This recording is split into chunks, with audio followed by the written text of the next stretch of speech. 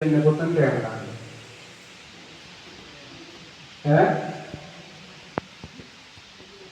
ඔය දාන වස්තුවේ රස ඔක්කොම අපි හොය යන්නේවා හම්බෙන්න කොතනද යනවා උගුරෙන් පල්ලෙහාට නේ අඟල් 6කටත් අඟල් 4කටත් අඩු ප්‍රදේශයක තමයි ඔය රස අපි කැමති අකමැති දේවල් ආහාරයේ හොයන දේවල් ඔක්කොම බලාපොරොත්තු වෙන්නේ ඔන්න ඔය ටිකේ. එතනින් පස්සේ ඒකට රස වැඩකුත් නැහැ.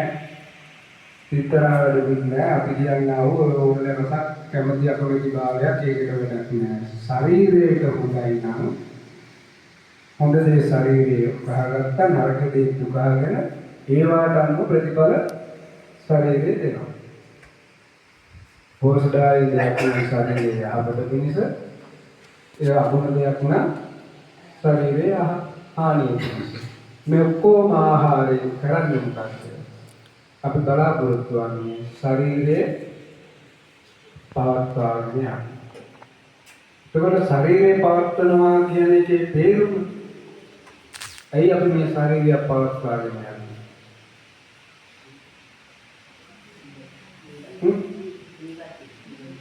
ජීවත් වෙන්න. ඇයි ජීවත් වෙන්නේ?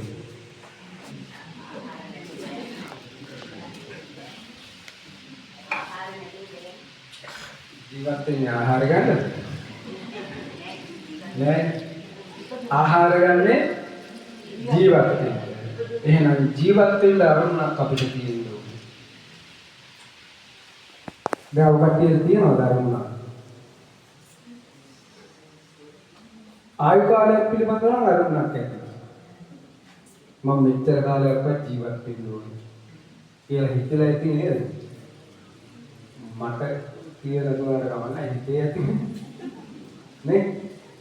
50 පයින් ඕනේ, 60 පයින් ඕනේ, 70 පයින් ඕනේ, 80 පයින් ඕනේ කියලා ඉන්නවා.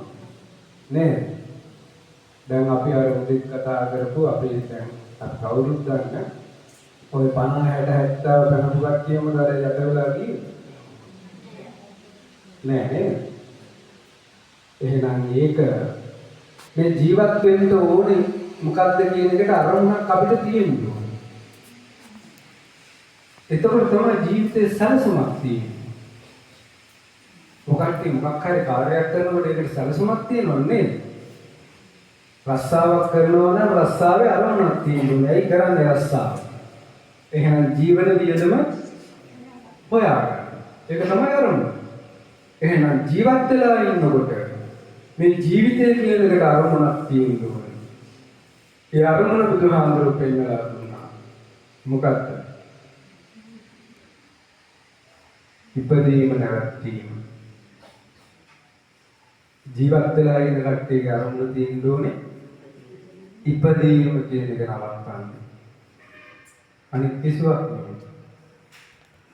ඉපදීම කියන එක නවත්තන්න නම් ඒකට අපි කියනවා ඉපදීම නවත්තනවට වචනයක්. නිවන් අවබෝධ කර ගැනීම. ඒකෙන් තමයි ඉපදීම